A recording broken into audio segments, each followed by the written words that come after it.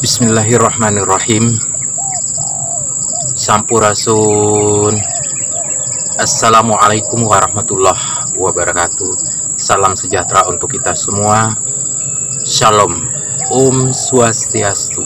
Namo Buddhaya. Rahayu, Rahayu, Rahayu. Dan salam kebajikan untuk kita semua. Ketuhanan yang Maha Esa. Maka kita implementasikan. Kami undang juga saudara-saudari kami yang saudara dari Kristen, yang saudara dari Hindu, saudara dari Buddha, juga yang lain-lainnya, supaya kita bersatu padu dalam konsep menanam ini secara universal dalam nilai keislaman. Tadi Bapak mendengarkan ayat Al-Quran di surat Yusuf ayat 44 yang kurang lebih maknanya, mestilah di satu negeri itu kalau ingin kokoh, harus kokoh ketahanan pangannya, harus mulai menanam supaya rakyatnya tidak lapar, dapat makan, dan punya visi ke depan yang jauh. Indonesia bersatu. Saya bahagia hari ini ada seorang ulama, ada seorang ustadz yang visioner, pemikirannya luar biasa, yang terutama adalah ulama, pemimpin Islam, tapi yang wawasannya Pancasila. Yang sebagian kecil tapi vokal, yang merasa dirinya sangat pinter, tapi pada dasarnya pinternya hanya pinter bicara.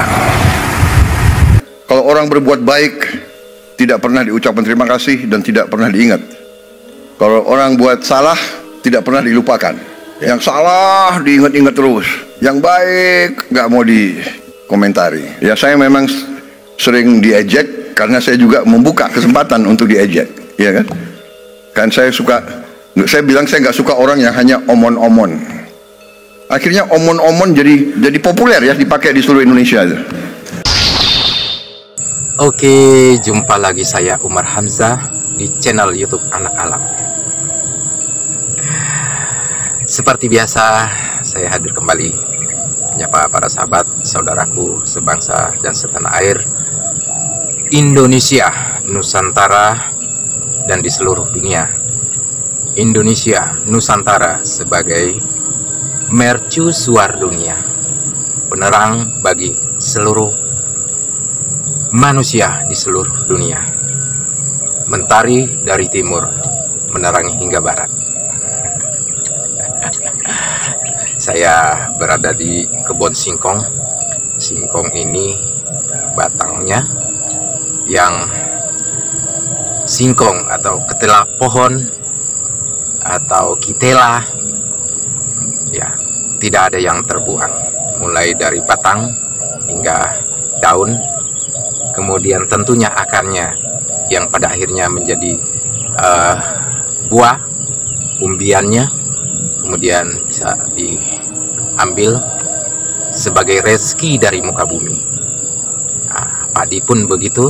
Kalau padi kita tanam baik di ladang, dia juga ada, kemudian di sawah yang diairi seperti itu, kemudian ditanam sebulan, 2 bulan, masuk ke 3 bulan panen. Jadi ada yang 70 hari, ada yang 80 hari, ada yang 90 hari langsung bisa dipanen.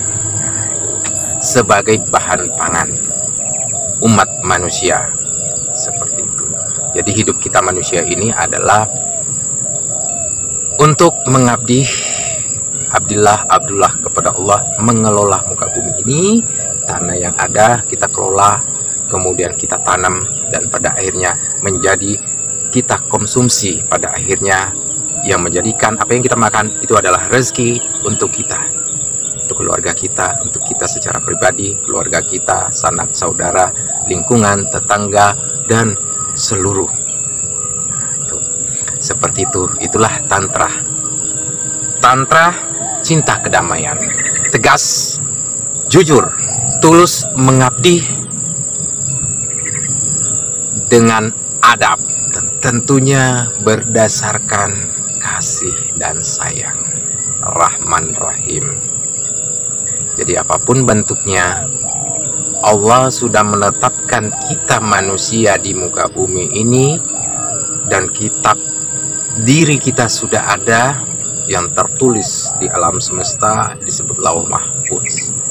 Kemudian diturunkan ke bumi mengelola bumi, bercocok tanam. Nah, termasuk di istri itu juga ada ayatnya. Datangilah istrimu sebagaimana engkau mendatangi ladangmu. Itu filosofi ya, filosofi kehidupan, artinya bahasa sastra yang tertinggi, bahasa Suryani, bahasa Ibrani, dan pada akhirnya ditulis dalam kitab disebut Al-Quran. Ada kitab Taurat ditulis di lempengan batu, kemudian kitab Zabur di atas lontar, itu ditulisnya di atas lontar. Kemudian Injil itu sama di atas lontar juga. Termasuk Al-Quran, ada yang sebagian di atas lontar, ada yang sebagian di kulit pelepah kurma, ada sebagian diukir di batu, ada sebagian di kulit hewan, yaitu ada kulit kambing, kulit domba, atau kulit sapi, atau kulit onta bahkan ya. Karena di Arab sana onta. Nah, seperti itu. Jadi pemimpin bersifat lemah lembut, yaitu pemaaf, sebagaimana Allah Subhanahu wa Ta'ala yang Maha Pengasih, lagi Maha Penyayang, dan sekaligus Maha Pemaaf.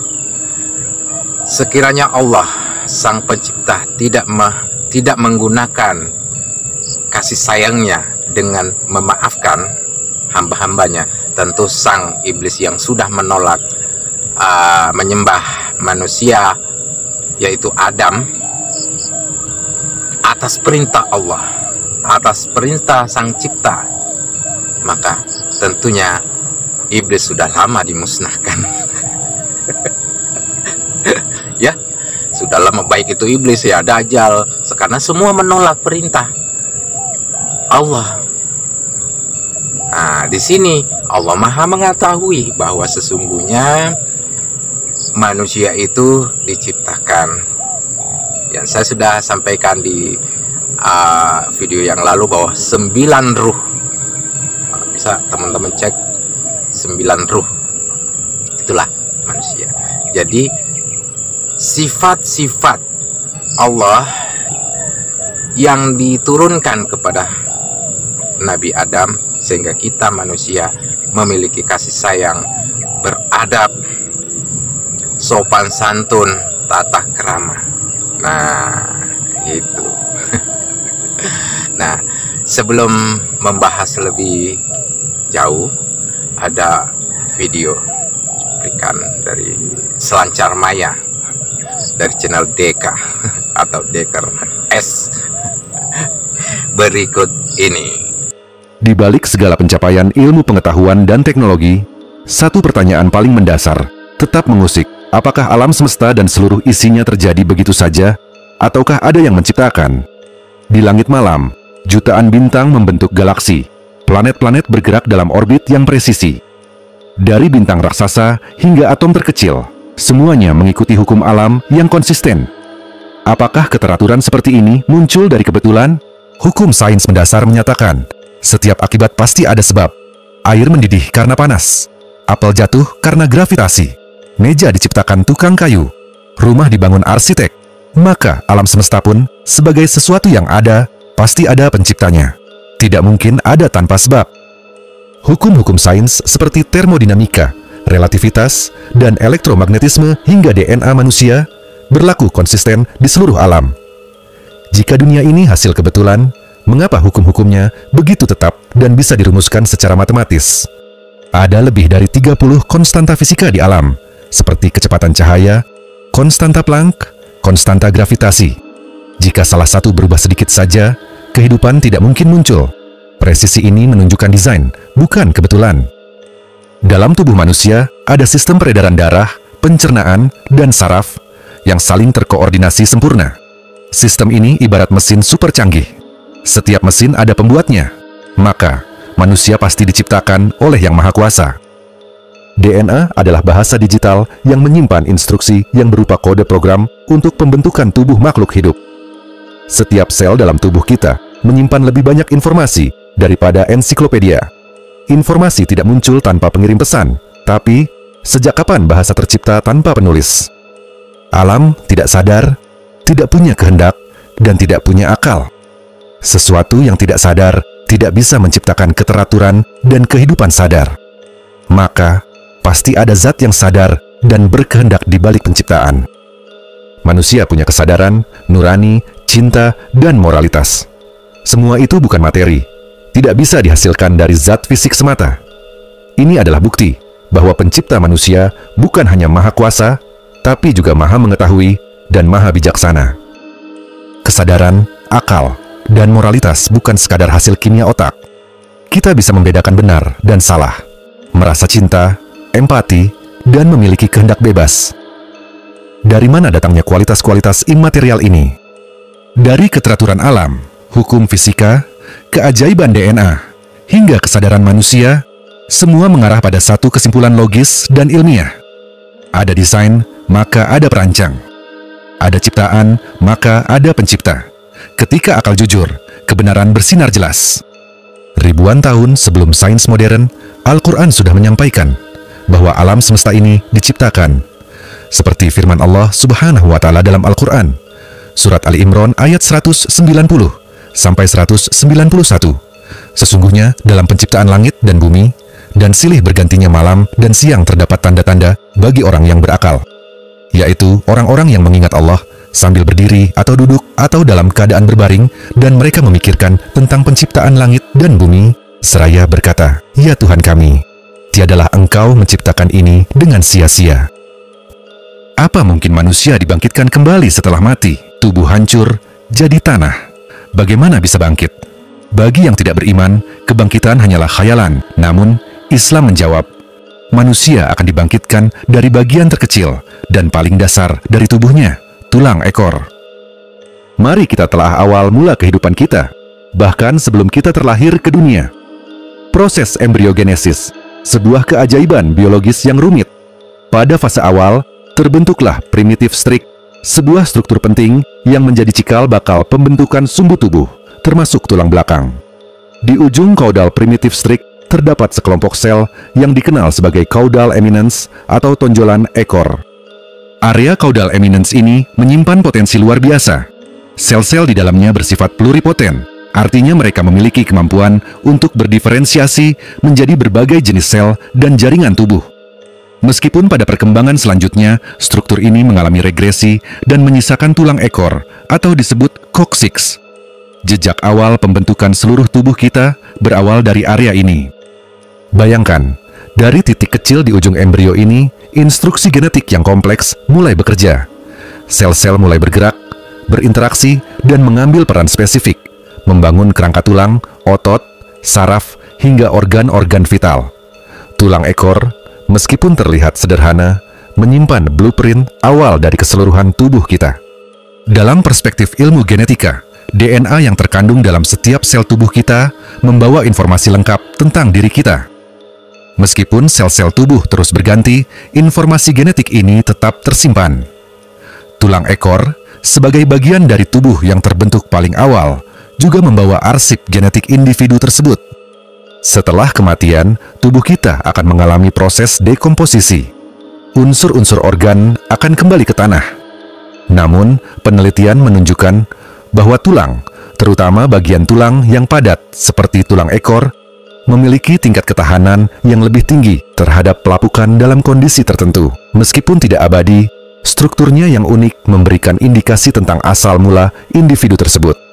Sains modern telah menguji tulang ekor. Sebuah eksperimen oleh ilmuwan Muslim, Dr. Othman Al-Dajani dan Dr. Ahmad Khalil menunjukkan tulang ekor tidak hancur walau dibakar dengan suhu tinggi. Dalam forensik, dari satu potong tulang, identitas manusia bisa dikenali, ras, jenis kelamin, usia, bahkan penyakit yang diderita. Ini bukti ilmiah bahwa rekonstruksi manusia sangat mungkin. Dengan sains DNA modern, kita tahu bahwa satu sel pun bisa menyimpan seluruh informasi genetik manusia. Jika Allah kehendaki, manusia bisa dibangkitkan dari satu bagian kecil tubuhnya.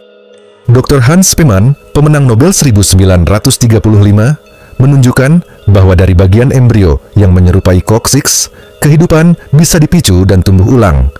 Ini dikenal sebagai organizer dalam embriologi.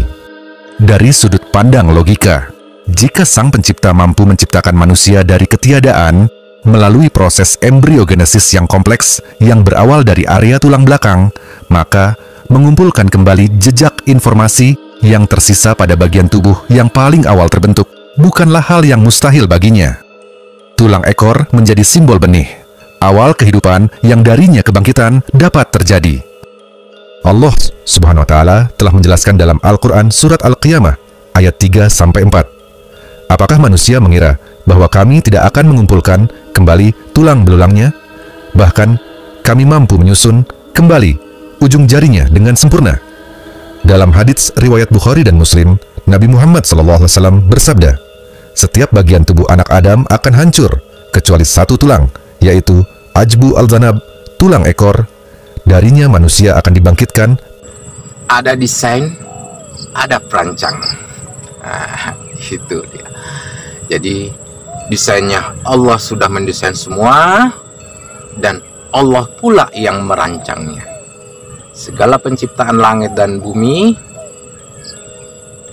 awal dari kosong menjadi satu, kemudian pada akhirnya kelak menjadi kosong kembali kepada kosong yang tidak terhingga. Seluruh makhluk yang ada di planet semua, di seluruh alam semesta akan hancur lebur kembali dan kembali kepadanya Allah yang Maha Kuasa, yang menentukan melalui mantra kun fayakun. Itu terjadi. Jadi kembali kepada penciptaan manusia dan akan dibangkitkan. Kalau di Islam tidak dikenal namanya reinkarnasi, tapi dikenalnya kebangkitan. Tapi sama saja, reinkarnasi dan kebangkitan sama saja. Seperti itu. Jadi simbol tadi penciptaan manusia dari awal titik, yaitu tulang ekor yang ada. Itu paling awal. Setelah bercampurnya sel telur dan sperma dari laki-laki dan sel telur perempuan bersatu, kemudian terbentuk seperti gumpalan darah, kemudian menjadi daging. Dari daging itulah tumbuh namanya tulang ekor. Nah, dari tulang ekor lah, dari belakang ini sampai tulang belakang, sampai tulang leher, sampai ke kepala. Itulah yang akan membentuk semua tulang-tulang yang ada. Itu nanti diperhatikan di video saya yang lalu. Ada sel laki-laki dan perempuan menyatu sehingga terjadilah penyatuan, masuk ke sperma, masuk ke sel telur perempuan, jadi berbentuk bayi di dalam kandungan rahim seorang ibu. Itulah kasih sayang Allah. Seperti itu. Jadi sel laki-laki yang semua makanan yang kita makan itu akan diolah di dalam tubuh, lambung, kemudian di saripatinya itu seluruh ke darah, dan dari saripati itu nanti akan semua kumpul di tulang ekor. Kalau itu laki-laki, kalau itu perempuan sama juga, semua kumpul sel telur itu berada di juga tulang ekor. Makanya ada simbol merah putih yang dahulu digunakan oleh Majapahit. Sesungguhnya sejak dahulu itu adalah merah putih yang dicanangkan oleh Nusantara dari Galuh Purba, kemudian menjadi Galuh, ya kan, Galuh Sunda, artinya dari Sunda zaman dahulu. Sunda itu adalah matahari. Mataram juga, kemudian ini terbungkus adalah satu kesatuan merah putih, Mataram, Surya, Sunda, ya kan. Kalau di Indonesia kan adalah matahari, matanya hari, ya kan. Nah, makanya kita kenal namanya hari Ahad, satu. Nah, ya kan? Kalau bahasa Arabnya, bahasa internasionalnya Minggu. Nah, Arabnya Isnin, Indonesianya Senin, Salasa, Selasa, Arba'ah ya Rabu, ya kan? Kamis ya Kamsa, Jumat ya Jum'ah, Sabtu Sabat. Kalau di Arabnya atau dikenalnya di Israel ya hari Sabat, hari Sabtu, ya kan? Kembali lagi hari Minggu atau hari Ahad, artinya 7. Nah, kita kenal juga ada 7 lapis langit, 7 lapis bumi, ya kan? Nah, pertanyaannya, benarkah 7 lapis bumi? Nah, ya kan? Karena dari lapisan-lapisan itu banyak pasir, debu, dan segala macamnya. Langit pun begitu, benarkah 7 lapis langit? Itu diinikan itu karena berdasarkan hari kepahaman manusia di muka bumi. Nah, seperti itu. Jadi sesungguhnya lapisan-lapis ini sebenarnya lapis langit itu banyak. Ya, kita perhatikan lah, langit satu mana di mana. Kalau kita perhatikan planet-planet tadi, ada namanya tata surya, kemudian Bima Sakti, nebula, dan segala macamnya. Di mana langit satu, langit dua, langit tiga, dan seterusnya. Artinya secara sains tidak bisa terjelaskan, tapi bisa ilmiah. Nah, apakah planet-planet itu tidak ada kehidupan di sana? Ya ada. Nah, itulah ketika kita mi'raj, ruh kita ya ke sana. Jadi posisi namanya ruh kembaran kita, yaitu ari-ari, ya di planet-planet itu. Kemudian arwah-arwah atau jiwa-jiwa itu ya di planet-planet itu. Itu disebut langit satu, langit dua, langit tiga, dan seterusnya. Nah, saya belum bisa sampaikan langit ada berapa langit ya. Ini karena belum sampai nanti para sahabat-sahabat. Karena ya tahun 2006 2015 saya sudah diajak ke langit itu. Jadi kan udah mi'raj ke sana. Karena ada kekurangan di langit bumi, berdebat pada waktu itu, sehingga harusnya tidak boleh diperdebatkan, sehingga diperdebatkan. Saya secara pribadi memperdebatkan, meyakini A, B, C, D, E.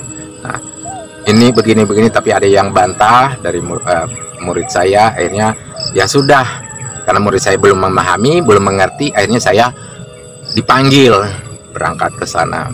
Artinya ketika dipanggil, fisik jiwa saya tetap berada di sini karena ruh sucinya yang dipanggil ke alam sana. Biasanya kalau di sana itu disidang. Disidang, disebut ya, disidang, kayak ini ya, berputar ya. Nah, saya di depan, ini para ini semua. Nah, saya ada berhadapan di sana itu kursi dan cahaya, ya cahaya sejuk, cahayanya kasih sayang.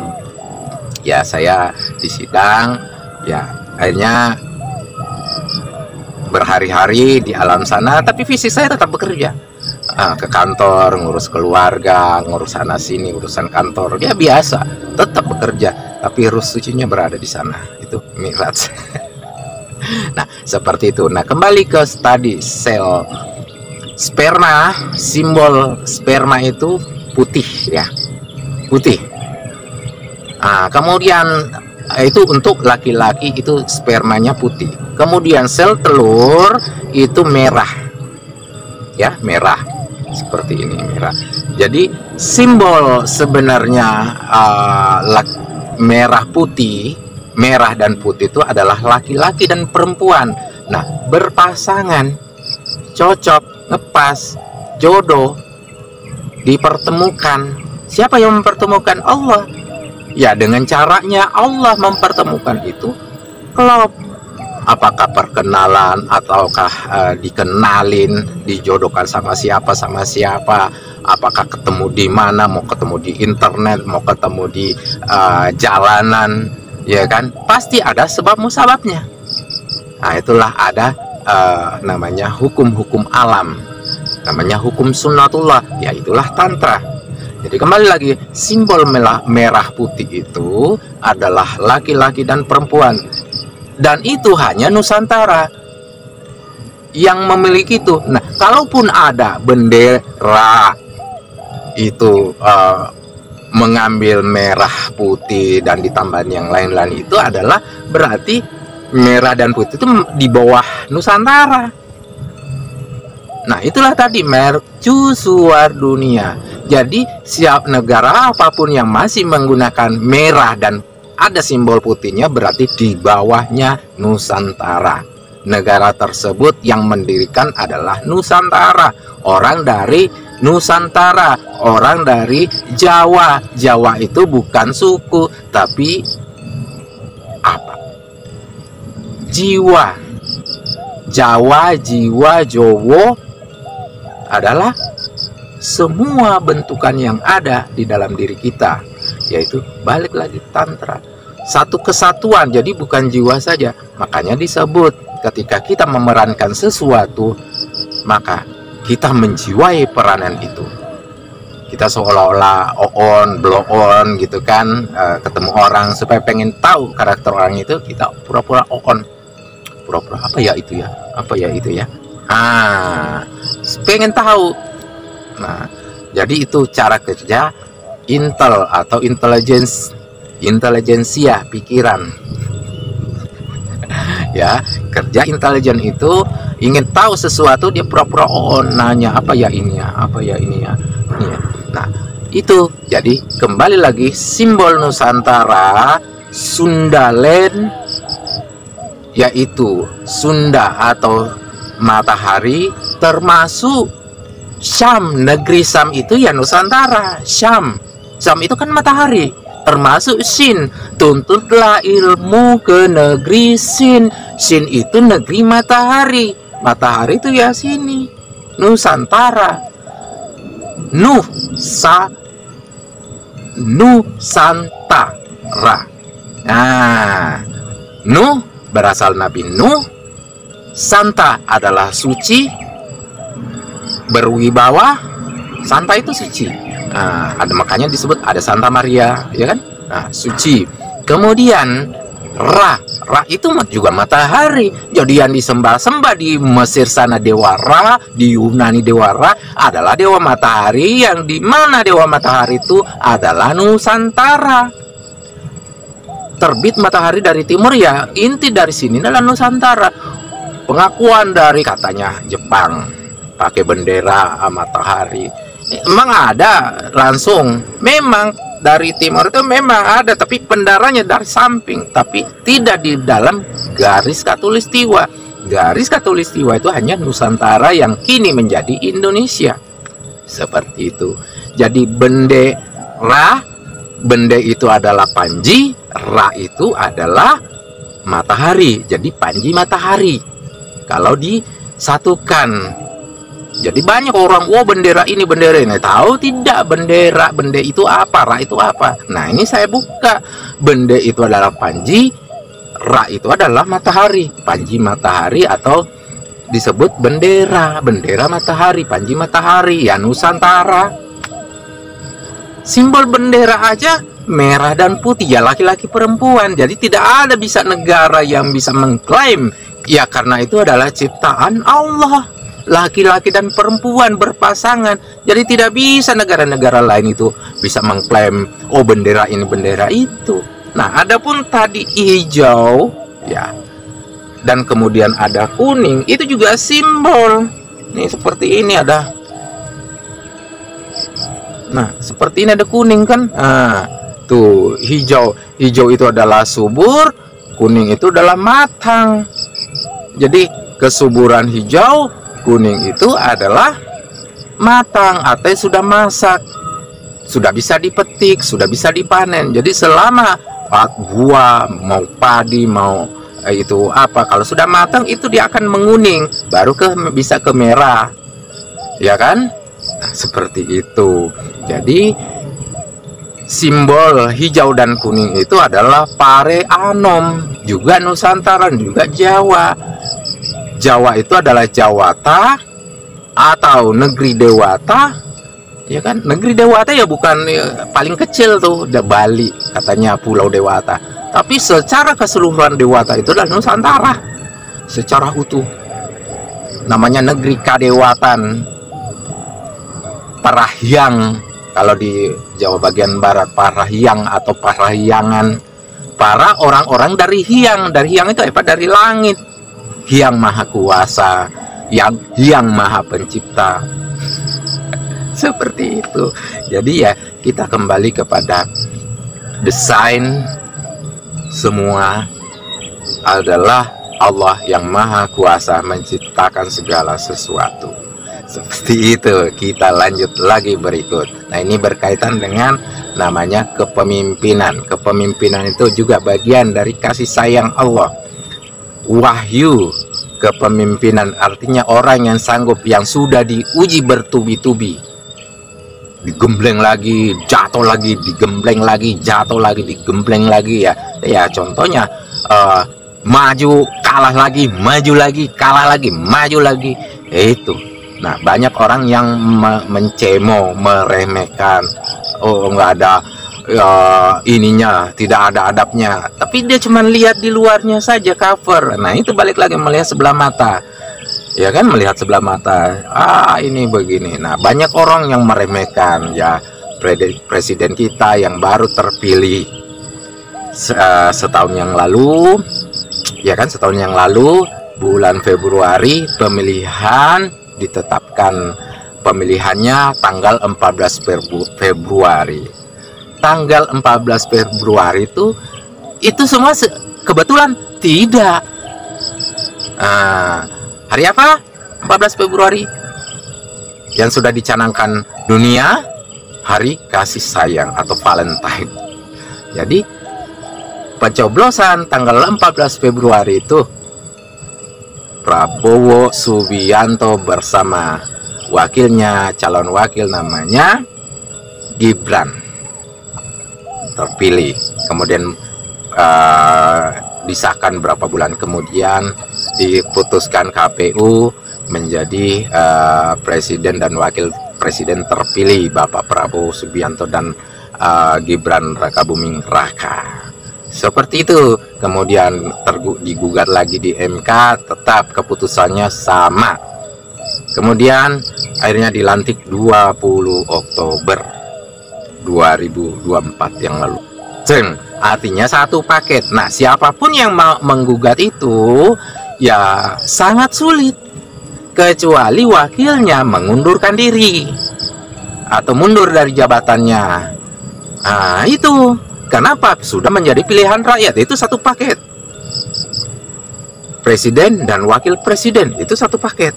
Nah, mau siapapun yang mengusulkan, membuat petisi, membuat kelompok dan segala macamnya, berarti dia tidak mengerti. Mengerti tidak tentang Undang-Undang Dasar 1945. Kalau cuma mengusulkan, oke, kembali ke Undang-Undang Dasar 1945, 18 Agustus, ya saya sepakat. Tapi kalau sudah kembali, di ini wakilnya, itu satu paket. Ya kecuali memang ada perubahan. Ya contoh yang video saya yang lalu bahwa presiden akan melaksanakan dekret presiden, mengembalikan lagi Undang-Undang Dasar 45 dan MPR ke dasarnya. Yang sulit kita yang tidak ada saat ini, bangsa Indonesia, negara Indonesia tidak punya bangsawan. Bangsanya ada, bangsa Indonesia, tapi bangsawannya Indonesia tidak ada kan? Ayo, itu yang lemahnya. Bangsawan, mana bangsawannya? Siapa bangsawannya? Ya katanya MPR, Majelis Permusyawaratan Rakyat, ya kan, diwakilkan dari daerah-daerah. Nah, bangsawannya sesungguhnya bangsawan, negarawan. Ada negara tambah wan di belakangnya, negarawan, bangsawan. Itu jadi kembali lagi, bangsawan kita tidak punya. Negara Indonesia bangsawannya tidak ada. Harusnya ada. Kalau kerajaan kan ada bangsawan kerajaan A, bangsawan kerajaan B. Bangsawan itu artinya orang yang memiliki kapasitas budaya, budi pekerti, akhlak, sopan santun. Nah, tentunya adab di dalamnya. Itu adalah bagian semua dari tantra yang turun dari langit. Seperti itu. Nah, ini lanjut ke video Bapak Prabowo, katanya ada yang meremehkan, yang dikibulin sama menterinya, yang dibohongi sama menterinya. Nah, ini juga nanti ini juga menjadi pembelajaran. Salah satu YouTuber kita, orang mengatasnamakan dirinya pengajar, ya. Saya tidak perlu sebutkan namanya pengajar apa itu, para sahabat sudah tahu apa. Kemudian badannya ini simbolnya dia pakai peci, kemudian kacamata tanpa kaca. Frame-nya doang. Nah, ya. Nah, itu juga ada di video ngaji Roso. Itu saya simpen, saya taruh ininya link videonya di deskripsi. Teman-teman bisa lihat. Nah, di situ meragukan Bapak Presiden, kemudian merasa lebih hebat, bisa Pak Presiden masih bisa bertahankah sampai 2027? Bisakah Presiden Prabowo bertahan sampai 2027? Artinya sudah bisa menentukan emang Anda itu siapa? Emang Tuhan? Yang sang pencipta, kamu batasnya cuma sampai sini ya. Kamu hidup sampai sini ya, cuma umur sekian ya. Ayo, berarti kan Anda sudah mendahului yang kuasa, sang cipta. Berarti Anda menuhankan diri Anda sendiri, sudah punya. Nah, ini juga ngaji Roso nih. Coba, sudah merasa hebat? Anda sudah bisa berbuat apa untuk bangsa dan negara ini? Baru bisa cuap-cuap doang, ngaku orang pinter, bisa cerdas, hebat, bisa ngomong doang, cerdas, hebat, bisa ngomong, berdasarkan analisis ini, data itu. Seperti apa? Anda sudah bisa berbuat belum? Cuman kalau bisa ngomong seperti ini, ya semua orang bisa. Tapi buktikan. Anda bisa dalam politik, Anda bisa mengayomi keluarga. Itu politik loh, politik dalam keluarga, mengayomi keluarga sebagai pemimpin dalam keluarga. Kita laki-laki sebagai pemimpin, perempuan jadi makmum yang kita pimpin, anak-anak kita yang kita pimpin. Nah, setelah itu kita punya kegiatan apa? Ada di luar dari keluarga kita, saudara kita yang ada dalam lingkungan kita. Ada orang yang membantu tetangga kita. Nah, bagaimana yang kita rangkul? Bagaimana kasih sayang kita terhadap mereka? Bagaimana perhatian terhadap mereka? Nah, itu contoh. Nah, bagaimana kita kalau ada orang mau bertanya atau mau apa, bisa nggak disampaikan dan oke, welcome semuanya, bisa dikritik. Nah, saya emang kritik nih, saudara ini nih, yang tinggal di Bandung tuh, yang pakai kacamata tanpa kaca, hanya frame. Nah, jadi Anda bisa menilai, saya juga bisa menilai. Gitu. Jadi jangan, sampaikanlah kalau mau mengkritik, sampaikanlah dengan bijak. Anda rindu terhadap Pak Prabowo sebagai seorang tentara, seorang ini. Oke, kalau di dalam kesatuan ketenteraan, ya benar. Tapi kalau sudah memimpin, tidak bisa namanya diktator. Anda bisa baca buku banyak dari luar segala macamnya. Di luar diktator, ya, karena tidak mengerti tentang budi pekerti tata krama. Nah, bunyilah, makanya Allah menurunkan Ali Imran, atau ayat surah ketiga ayat 159. Nah, coba nanti baca. Allah mengajarkan Rasulullah Nabi Muhammad tentang bijaksana, bijak, memimpin dengan welas asih, memimpin dengan kasih sayang, lemah lembut. Jangan Anda bilang, Pak Prabowo lemah, memimpin lemah. Anda belum tahu. Emang sudah Anda berhari-hari dengan Pak Prabowo sehingga Anda tahu. Ayo, jangan hanya melihat di TV, berarti Anda hanya melihat cover. Beliau bertanya, apa itu namanya buzzer? Ya dia pengen nguji orang. Lah jangan lupa Pak Prabowo itu intelijen. Coba nanti Anda dengarkan pidatonya, mengerti bahasa apa saja. Nah, makanya beliau juga akan nanti Anda dengarkan kutip yang bisa secepat itu hanya Nabi Musa menggunakan tongkatnya. Jadi Pak Prabowo itu memimpin dengan kasih sayang, beradab. Jadi mengedepankan tentang adab. Nah, kita ambil contoh ketika beberapa waktu lalu ulang tahun Muslimat Nahdlatul Ulama dipimpin oleh Hovifah Indar Parawangsa, Gubernur Jawa Timur. Nah, itu beliau Ibu Hovifah awal di mimbar umum, itu mimbar utama ada ininya apa ya, logo Garuda gitu kan, itu utama, artinya yang bisa bicara di situ hanya presiden kan. Nah, Pak Presiden Prabowo langsung suruh pindah Ibu Hovifah. Adab seperti apa? Ada tidak orang yang seperti itu? Belum, baru hanya Pak Prabowo. Kemudian nih ada lagi baru-baru ini yang terjadi di Sumatera Selatan ketika ada gerakan menanam. Nah, itu terjadi lagi dengan Ustadz Adi Hidayat. Nah, tuh, ya kan, adab juga itu. Jadi mengedepankan adab dan kasih sayang, mengabdi dengan adab. Nah, coba bagaimana coba itu? Nah, itulah makanya jangan sembarang bicara, jangan sembarang ngomong kalau tidak tahu di dalamnya. Ketika kita tidak mengerti, tidak tahu di dalamnya seperti apa, kita ketemunya memfitnah orang. Nah, memfitnah itu lebih kejam dari membunuh. Nah, Anda siap? Lebih kejam daripada Anda membunuh. Nah, coba hati-hati. Jadi para buzzer, para pefitnah yang tidak tahu di dalamnya, hanya melihat kulit luarnya saja, Anda siap-siap mempertanggungjawabkan itu. Karena setiap ucapan kita akan kelak dipertanggungjawabkan.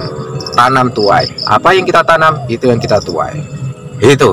Jadi inilah video Bapak Prabowo tentang adab berikut ini. Bismillahirrahmanirrahim. Alhamdulillah wa astaghfirullah wa la hawla wa la quwwata illa billah. Sesungguhnya ini penghormatan dari ibu-ibu muslimat NU yang hadir dari seluruh Indonesia dan berbagai cabang istimewa. Terima kasih Bapak Presiden. Bismillahirrahmanirrahim. Alhamdulillah wa astaghfirullah wa la hawla wa la quwwata illa billah. Bismillahirrahmanirrahim.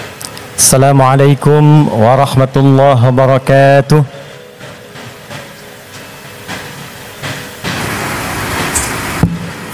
Selamat siang. Salam sejahtera untuk kita semua. Yang terhormat, yang kita banggakan, yang kita muliakan, Presiden Republik Indonesia Bapak Haji Prabowo Subianto. Saya mengajak kita semua untuk mendoakan semoga beliau senantiasa diberikan kesehatan paripurna, kekuatan dan kemampuan memimpin negeri kita ini menuju Indonesia emas yang berkemajuan. Sila pertamanya Pak, ketuhanan yang Maha Esa. Maka kita implementasikan. Kami undang juga saudara-saudari kami yang saudara dari Kristen, yang saudara dari Hindu, saudara dari Buddha, juga yang lain-lainnya, supaya kita bersatu padu dalam konsep menanam ini secara universal dalam nilai keislaman. Tadi Bapak mendengarkan ayat Al-Quran di surat Yusuf ayat 44 yang kurang lebih maknanya, mestilah di satu negeri itu kalau ingin kokoh, harus kokoh ketahanan pangannya, harus mulai menanam supaya rakyatnya tidak lapar, dapat makan, dan punya visi ke depan yang jauh. Maka kami berkumpul, berdoa minta. Kami kumpulkan ahli Quran yang orang Islam. Hari Minggu kemarin kami kumpulkan lagi di Masjid Agung Sultan Mahmud Badaruddin. Maka dengan sila pertama ketuhanan yang Maha Esa, pasal 29 ayat 1, negara berdasar atas ketuhanan yang Maha Esa. Pasal 29 ayat 2, negara menjamin kemerdekaan tiap-tiap penduduk untuk memeluk agamanya masing-masing dan beribadah menurut agama dan kepercayaannya itu. Pembukaan preambul Undang-Undang Dasar 1945 atas berkat rahmat Allah yang Maha Kuasa dan dengan didorongkan oleh keinginan luhur. Dari sejak ratusan tahun, bangsa kita, rakyat kita selalu mendambakan ketahanan pangan. Ratusan tahun rakyat kita mendambakan gemah ripah roh jinawi. Artinya cukup pangan, baru cukup papan dan cukup sandang.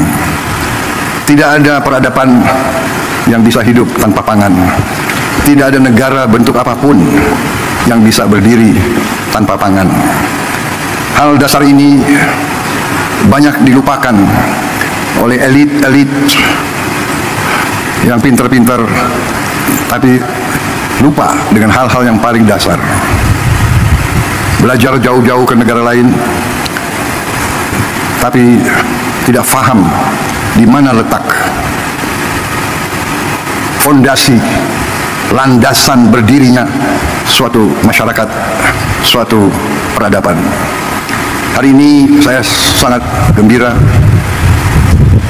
melihat bahwa kita sekarang membuktikan kepada seluruh rakyat, membuktikan kepada semua elit Indonesia yang sebagian kecil tapi vokal, yang merasa dirinya sangat pinter, tapi pada dasarnya pinternya hanya pinter bicara, pinter analisa, tapi analisa yang saya tidak mengerti dasarnya apa. Tapi hari ini saya melihat bukti anak-anak bangsa dari semua lapisan menangkap praktisi-praktisi, tokoh-tokoh yang mau kerja, yang mau cari solusi, mau coba dan berani mencoba dan berani merintis dan berani memulai. Ini sesuatu yang membahagiakan saya, bahwa Indonesia sejuk, Indonesia bersatu.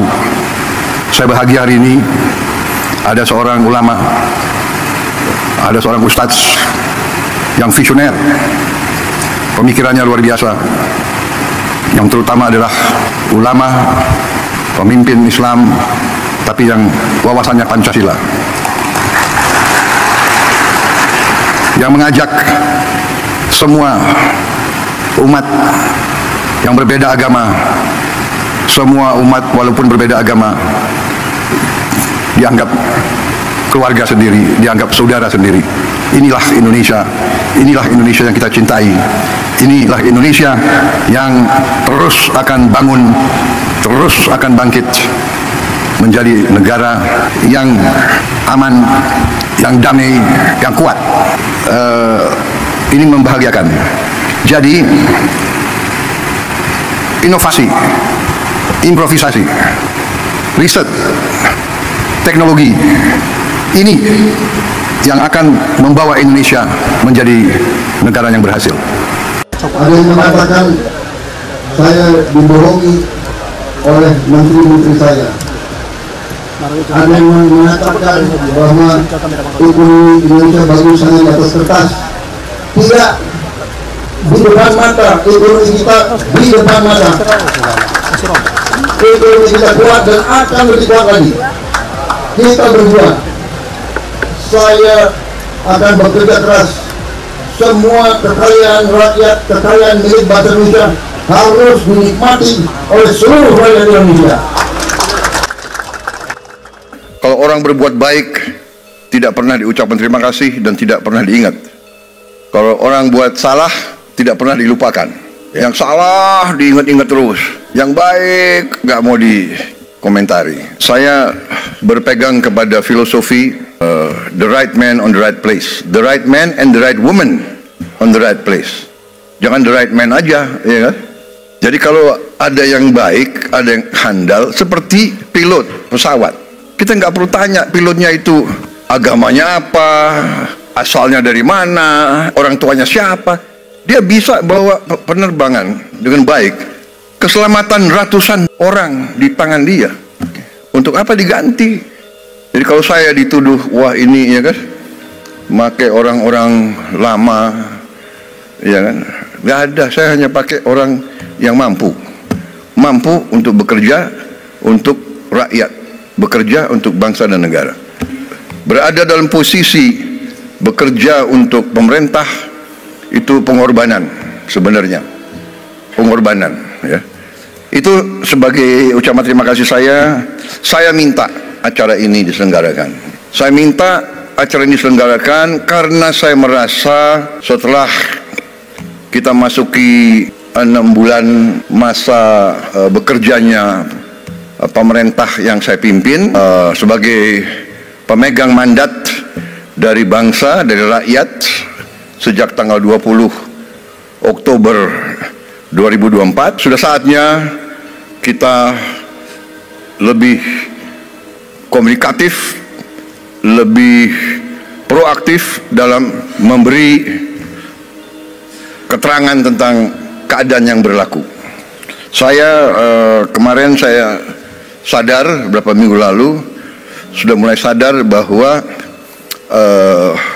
komunikasi dari pemerintah yang saya pimpin memang agak kurang, dan itu adalah tanggung jawab saya karena saya menganut filosofi evidence-based performance. Jadi saya enggan bicara tanpa bukti nyata. Itu sifat saya. Saya harus selalu dinilai, saya minta selalu dinilai oleh hasil yang saya lakukan, prestasi yang saya lakukan. Demikian yang saya minta dari rekan-rekan saya yang dekat. Saya hanya lihat mereka dari pengabdian mereka, dari prestasi mereka, dari energi mereka, dari niat mereka. Saya benar-benar tidak pernah nanya apakah waktu saya seleksi menteri-menteri ini, apa saya tanya, Anda partai mana, Anda orang tuanya siapa? Kan saya tidak. Suku Anda siapa, suku Anda apa, agamamu Anda, tidak. Evidence based. Nah, dan saya percaya, saya kira, saya berpendapat sebenarnya rakyat pun akan menilai dengan hasil. Ya, saya memang sering diejek karena saya juga membuka kesempatan untuk diejek, ya kan? Kan saya bilang saya nggak suka orang yang hanya omon-omon. Akhirnya omon-omon jadi populer ya, dipakai di seluruh Indonesia. Dan saya nggak suka hanya omon-omon, terus terang aja. Jadi saya pikir oke, begitu saya ditetapkan sebagai pemenang oleh KPU, saya kumpulkan tim kecil dan kita mulai bekerja. 5 bulan kita kerja terus tanpa diliput media. Kadang-kadang diliput media malah kerjanya sulit, ya. Karena media ingin bukti seketika. Padahal tidak ada dalam manajemen suatu usaha, dalam manajemen suatu organisasi, dalam menjalankan suatu proyek, tidak bisa seketika.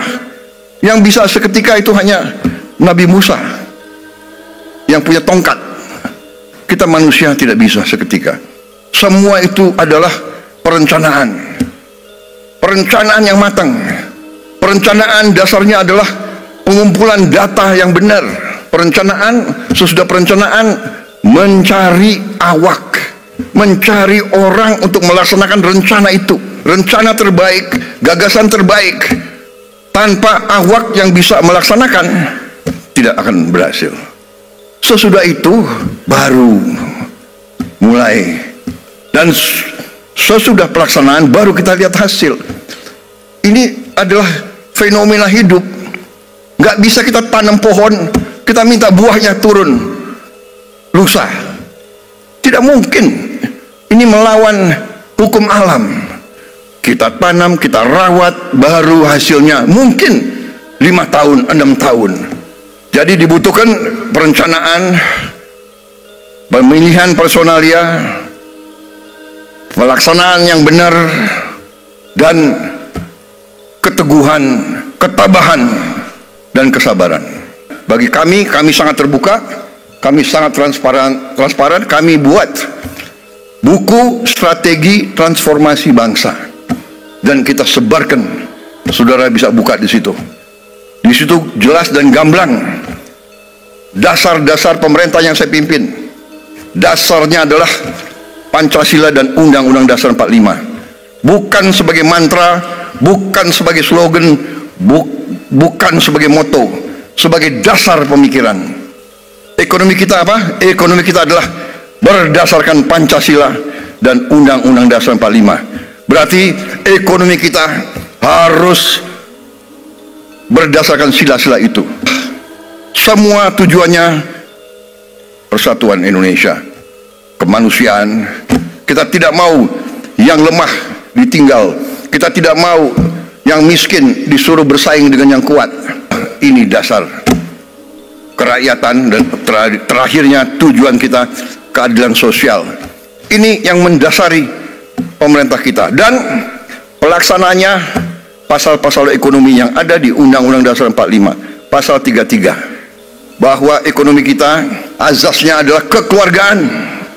Saya ulangi, perekonomian kita azasnya adalah kekeluargaan. Tidak boleh ada orang yang lapar di Republik yang merdeka 80 tahun. Tidak boleh ada orang yang tinggal di bawah kolong jembatan. Ini menusuk rasa keadilan. Tidak boleh ada orang yang tidak makan. Ini yang mendasari dan kita buat strategi. Strategi kita ternyata adalah sejalan dengan PBB, dengan United Nations Sustainable Development Goal, yang utama food, energy, water, dan SDG, sasaran SDG yang lainnya semua. Ini dasar kita. Karena itu swasembada pangan menjadi sasaran kita, swasembada energi, swasembada dan manajemen air yang baik, tentunya industrialisasi supaya nilai tambah ada di Republik kita. Saya bertahun-tahun saya sudah ingatkan, mari kita bangun ekonomi kita dengan sasaran berdiri di atas kaki kita sendiri dalam pengelolaan ekonomi kita untuk menyampaikan kondisi ekonomi yang apa adanya, yang real, the real situation. Kita buka kesempatan untuk ada tanggapan, ada sanggahan, ada pertanyaan, kita terbuka. Di zaman sekarang pemimpin harus terbuka untuk masukan. Kita tidak anti kritik, kita malah suka kritik. Kritik itu adalah membantu kita, membuat kita lebih aware, lebih waspada. Jadi kritik itu bagus menurut saya. Tapi kalau suatu program untuk menciptakan kondisi yang tidak rasional, ini harus terus diadakan istilahnya klarifikasi dan penjelasan. Nah, perhatikan tadi apa yang Pak Prabowo sampaikan. Saya suka atau sering diejek. Bahkan saya membuat orang bisa mengejek saya. Nah, kan? So, artinya itu bahasa intelijen. Bagaimana dia membuat performance supaya orang bisa mengejek dan bisa dia menilai seseorang. Oh, cuman ini toh, kemampuanmu cuman ini. Itu saya sendiri pun sering melakukan itu untuk melihat seseorang, teman, sahabat, saudara. Saya kadang-kadang ngomong asal jeplak, ceng. Tapi saya tahu ini maksudnya saya ini apa gitu kan, dengan candaan. Nah, kan candaan dengan kasih sayang tentunya ya, canda, ceng. Akhirnya ada aksi reaksi. Akhirnya saya tahu, oh karakternya begini, oh kemampuanmu cuman ini. Kita kadang ngobrol, banyak orang nanya, maunya begini. tapi jawabannya apa? Wah, awalnya berapi-api, wah begini-begini, baru kita sentil sedikit, kita korek sedikit, langsung ciu. Gimana tuh? Ini ngaku berjuang, ngaku ini pintar, cerdas, begitu dikasih ini ilmu ya tentang omon-omon, tentang gemulai, katanya lemah, ya kan, pemimpin yang lemah. Ya ntar dulu, Anda tidak tahu berarti di dalamnya, berarti Anda sudah termakan gestur tubuh. Inilah yang saya kadang-kadang lucu melihat orang. Sengaja saya tidak tampilkan video yang orang-orang yang mengejek tadi, yang menghina, yang mencaci maki Pak Prabowo, ya kan, sengaja, karena ya untuk apa? Teman-teman sudah bisa lihat itu semua, mau siapa yang menghina, seperti itu. Ini juga ada salah satu tokoh yang menurut saya kita bisa ambil contoh. Mau istirahat tidur, ya kan, mau istirahat tidur, memohon kepada yang kuasa, sang cipta semua. Itu nanti saya belum sebut, nanti nonton saja ya. Hanya beliau yang bisa, dengan beliau nanti yang akan. Itu mari kita saksikan berikut ini. Tuhan, di akhir tahun 2024 ini aku berharap kepadamu, dan hanya kepadamu akan perbaikan bangsa ini ke depannya. Dan kalau aku boleh usul, jadikanlah Prabowo Subianto sebagai eksekutor kehendakmu di muka bumi, eksekutor kehendakmu untuk memperbaiki negeri kami, Indonesia. Bukannya aku lancang mendiktemu, Tuhan, tapi kalau bukan Prabowo Subianto yang kini dapat amanah jadi Presiden RI, siapa lagi yang sanggup menjadi eksekutor kehendakmu di muka bumi untuk perbaikan Indonesia jangka panjang di tengah lemahnya daya beli rakyat, apalagi di tengah-tengah rakyat kini banyak menanggung banjir, longsor, dan sebagainya.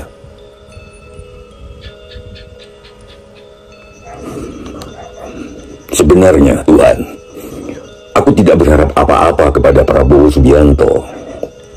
Bukankah kau melalui surat Al-Nasr ayat terakhir melarang kami berharap apapun kepada selain Engkau, ya Tuhan? Di ayat ke-8 surat Al-Insyirah itu, Bismillah, wa ila rabbika farghab, kau tandas berfirman agar kami stop menyandarkan harapan kepada manusia, bahkan walau manusia itu sekelas presiden definitif. Lihatlah Tuhan, lihatlah, kini aku berharap kepadamu dan hanya kepadamu untuk berkehendak memperbaiki bumi pertiwi ini. Tapi aku hanya usul agar Prabowo Subianto lah yang kau jadikan eksekutor kehendakmu itu.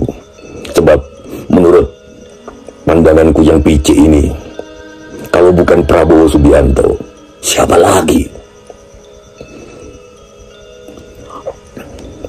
Alasanku yang picik ini, Tuhan, alasanku, perjalanan hidup Prabowo Subianto panjang. Jadi menantu Pak Harto, jadi komandan Jenderal Kopassus, pasukan khusus yang motonya itu, saya pernah ke markasnya, yang motonya itu di dinding, kami bukan yang terbaik, tapi kami terlatih. Moto yang lantang namun humble. Prabowo Subianto juga pernah jadi Panglima Komando Strategis Angkatan Darat, Pangkostrap. Bapaknya Profesor Sumitro Joyo Hadikusumo adalah seorang pejuang, pakar ekonomi, begawan ekonomi. Kakeknya Pak Margono, nama alias dari Kesatria Arjuna, Pak Margono Joyo Hadikusumo, adalah pendiri BNI. Pamannya Letnan Subianto, bawahannya pahlawan bawahannya Daan Mogot, gugur melawan Jepang, jadi kusuma bangsa. Keluarga Sumitro mengaguminya hingga namanya Subianto dijadikan nama tengah Prabowo Subianto Joyo Hadikusumo. Siapa orang Indonesia yang punya riwayat kebangsaan selengkap itu, Tuhan? Ayo, siapa Tuhan? Siapa? Dan nanti Tuhan, nanti kalau ternyata seorang Prabowo Subianto yang kakeknya pendiri Bank BNI 46 itu saja tidak sanggup menjadi eksekutor kehendak-Mu untuk memperbaiki Indonesia jangka panjang, Tuhan, tolong katakan pada Prabowo Subianto yang mengagumi Bung Karno, yang jiwa nasionalismenya antara lain digembleng oleh bapaknya Mega itu. Tolong katakan bahwa aku juga kenal Bung Karno melalui buku-bukunya, walau tidak sampai sebagaimana aku mengenal Adipati Karno di pewayangan. Ketika suatu hari Adipati Karno pusing menghadapi ruwetnya persoalan bangsanya, mungkin sepusing Prabowo Subianto di akhir tahun ini, Karno menemui Yara, seorang pengemis. Katanya kepada Yara yang kulitnya gosong dan tinggal belulang itu, "Wahai sahabatku Yara, antarkan aku ke suatu tempat yang aku bisa bertemu Tuhan."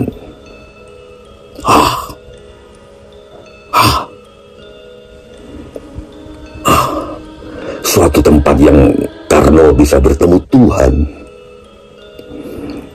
Diantaranya Karno kepada teman-teman Yara, itu suatu perkampungan kumuh, para penyandang kusta, lepra, busung lapar, kolera, dan lain-lain, malaria.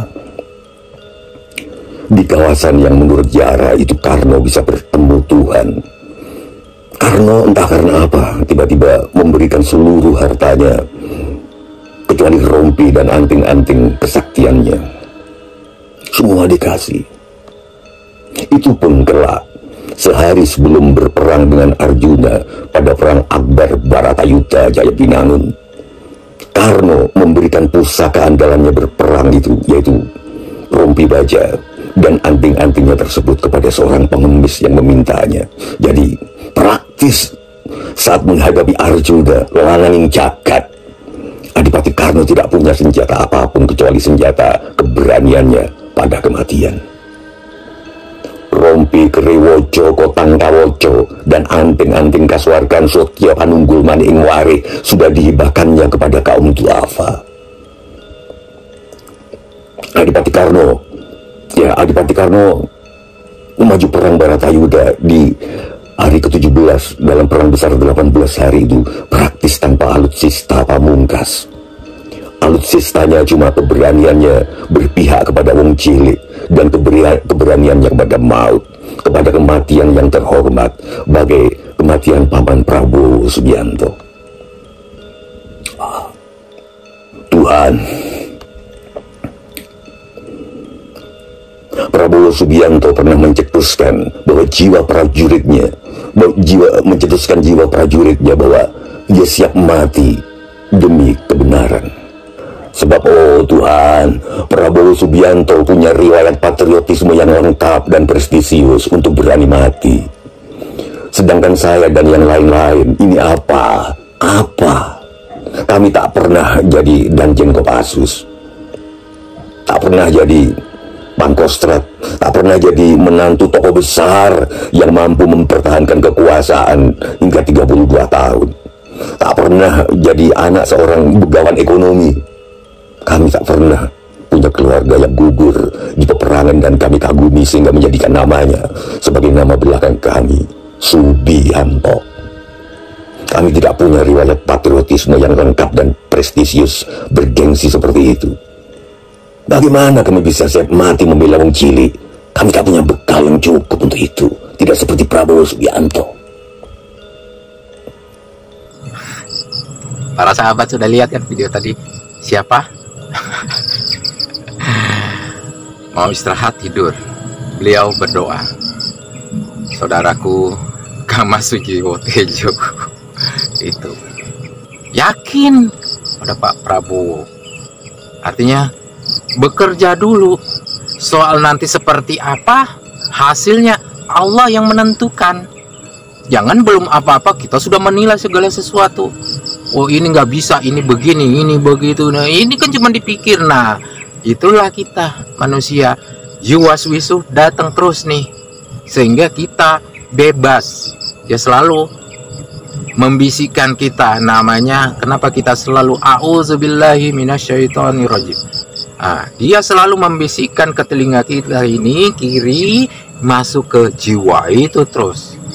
Akhirnya kita bisa berbohong dan segala macamnya, bisa melabelung kita. Terjerumuslah kita mau fitnah orang lain tanpa kita ketahui. Ya siapapun yang memfitnah berarti sama saja. Artinya kita bisa melihat orang tersebut sudah dirasuki oleh syaitan. Syaitan tidak di alam sana, ada di dalam diri kita, yaitu sifat api, sifat nafs. Surakah, nafs, ya kan, nafsu makan, ya kan, nafsu ingin menguasai, mengambil sebanyak-banyaknya, serakah juga. Bukan haknya diambil, yaitu mencurikah, merampokah, dan bahkan korupsi, ya kan, itu mengambil hak yang bukan miliknya. Ya sama, artinya hukum alam adalah hukum karma. Karma itu adalah apa yang kita tanam, itu yang kita panen.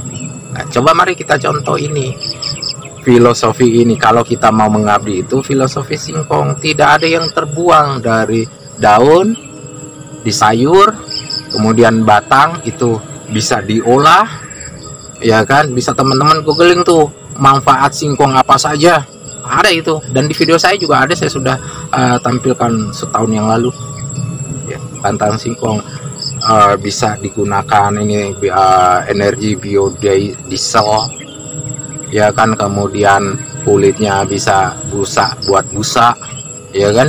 Batangnya nih busa tempat tidur, ya kan, bisa digunakan benang. Bahkan ini juga manis, bisa dibikin gula. Ini batangnya nih, dalamnya tidak ada yang terbuang dari akar umbiannya, jadi umbian singkong, kemudian batang, kemudian daun, bisa jadi sayur. Nah yang paling jelek udah di kampung tempat saya ini, jelek-jeleknya dikupas. Kalau ini sudah dipanen, dikupas ininya itu buat kayu bakar, sejeleknya. Padahal kalau mau dimanfaatkan ini luar biasa. Jadi bahan industri ini diperhatikan nih pemerintah nih, bahan industri nih singkong ini, ininya, batangnya, minyak, biodiesel dan segala macamnya bisa diolah semua. Nah jadi nanti ini bisa di industri, desa-desa itu bisa. Jadi selain dari padi yang nanti untuk di sawah, kemudian singkong itu ditanam, jadi umbiannya buat aci, buat sagu dan segala macamnya, dan kan jadi kue juga kan gitu loh.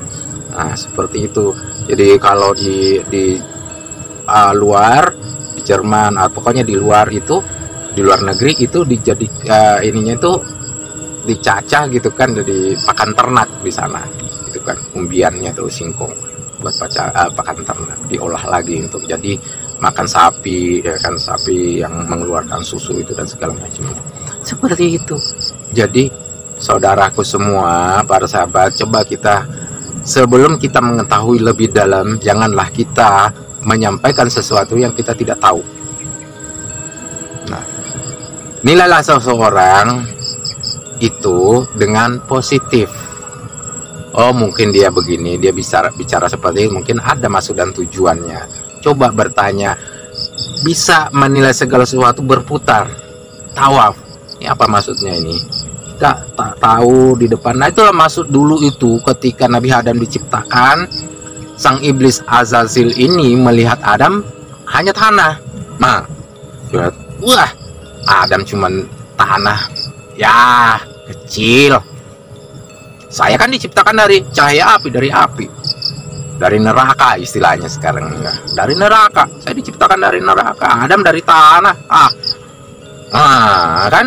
Nah itu kita bisa melihat orang, kita lihat covernya. Nah lihat kayak ini nih rokok nih, dagang nih Envio nih. Nah, ininya kan sama. Ada bentuknya apa ininya nih, kuning. Bisa saja si Ji Samsu 234, bisa juga Sampurna Kletek. Kan yang tahu itu saya kan. Teman-teman yang tahu, ya kan tidak. Taunya lihat hanya Envio. Padahal saya yang isi, saya yang beli ketengan. Tahu kan saya yang tahu. Jadi yang tahu diri kita. Nah, tentang ini yang tahu hanya Bapak Prabowo dengan Allah yang Maha Kuasa dan kepercayaannya, apa yang akan dia lakukan beliau, apa yang akan beliau lakukan untuk bangsa dan negara ini, kemajuan bangsa ini. Nah, soal tadi doa tadi, Kang Mas Sujiwo Tejo adalah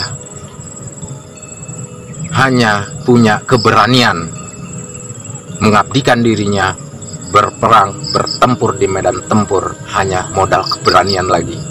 Senjata sudah tidak ada, modal keberanian. Siapa? Adipati Karna.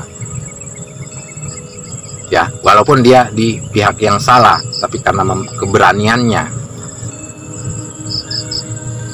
Adipati Karna. Nah, para Bapak Prabowo sudah juga menyampaikan perang terhadap korupsi. Jangan main-main. Saya siap mati.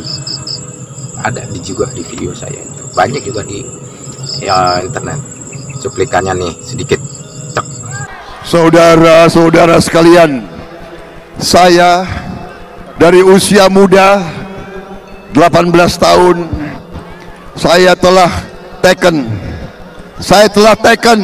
siap mati untuk bangsa dan rakyat Indonesia. Saudara-saudara sekalian, ustadz-ustadz saya, kiai-kiai saya mengajarkan kepada saya, Prabowo, kau sebagai muslim, sebelum kau menghabiskan nafasmu terakhir, kau harus ucapkan 2 kalimat syahadat. Dan saya sudah 3-4 kali dalam hidup saya mengucapkan 2 kalimat syahadat, karena seharusnya saya sudah dipanggil Tuhan. Tapi ternyata Tuhan masih memberi, Allah SWT masih memberi saya nafas, masih memberi saya kekuatan, masih memberi saya kesehatan. Berarti saya harus menunaikan tugas saya untuk bangsa dan rakyat Indonesia. Enggak sadar-sadar ya. Tapi percayalah, kami tidak akan ragu-ragu membela kepentingan rakyat Indonesia. Kami tidak ragu-ragu. Saya katakan, saya siap mati untuk bangsa dan rakyat Indonesia. Saya tidak akan mundur menghadapi koruptor. Saya tidak akan mundur menghadapi koruptor. Mereka harus mengerti, saya ini siap mati untuk bangsa dan rakyat ini.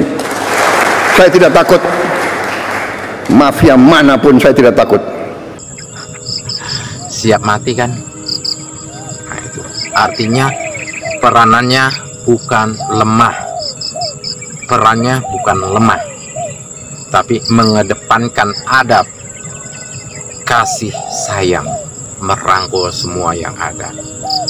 Semua musuh dirangkul, istilahnya itu dalam kitab Sun Tzu itu. Di semua musuh dirangkul. Nah, dikasih ini. Kalau memang koruptor itu atau sang maling-maling itu mau mengembalikan uang yang sudah diambil, dimaafkan, tetap hukumannya tetap ada sesuai ganjarannya. Apakah dia kenanya hukum pengadilan dunia atau pengadilan nanti di alam sana. Nah, itu kan di video saya yang lalu juga sudah ada tuh, di yang tentang mati suri, sudah juga diperlihatkan seperti apa di alam sana, alam barzah seperti apa. Ya, seperti itu. Sementara itu dulu kita coba belajar memaafkan, belajar memiliki kasih sayang. Mau seperti apapun, belajar kita menerima, selalu bersyukur. Jangan kita apa-apa namanya mengeluh, apa-apa, wah ini begini, banyak nih saya lihat tuh orang mengeluh. Padahal yang memberikan rezeki itu ya Allah melalui tangan-tangan yang lain. Itu namanya siklus. Uang dari sini saya belanja di warung A. Warung A dari uang nomor sekian, serinya warung A tadi, kemudian belanja lagi ke pasar gitu kan, beredar lagi tuh uang. Artinya siklus. Jadi uang itu bukan rezeki, balik lagi bukan rezeki, tapi alat tukar untuk mempermudah kita manusia. Itulah leluhur kita menggunakan uang, bukan semata-mata itulah rezeki, bukan. Ya kalau bukan milik, kita kantongin 100.000, tahu-tahu kita jalan pulang, tahu-tahu ini jatuh. Saya juga sering itu jatuh 100.000. Mana jatuh? Ya udah, berarti bukan milik saya, bukan bagian dari saya. Ada yang lebih membutuhkan. Ya benar. Seperti itu. Jadi sementara itu dulu kita ambil yang baik dan buang yang buruknya. Segala informasi yang baik kita ambil untuk jadi pembelajaran, buang yang buruknya. Seperti itu. Wabillahi taufiq wal hidayah. Wassalamualaikum warahmatullahi. Salam sejahtera untuk kita semua. Salam kebajikan. Rahayu, rahayu.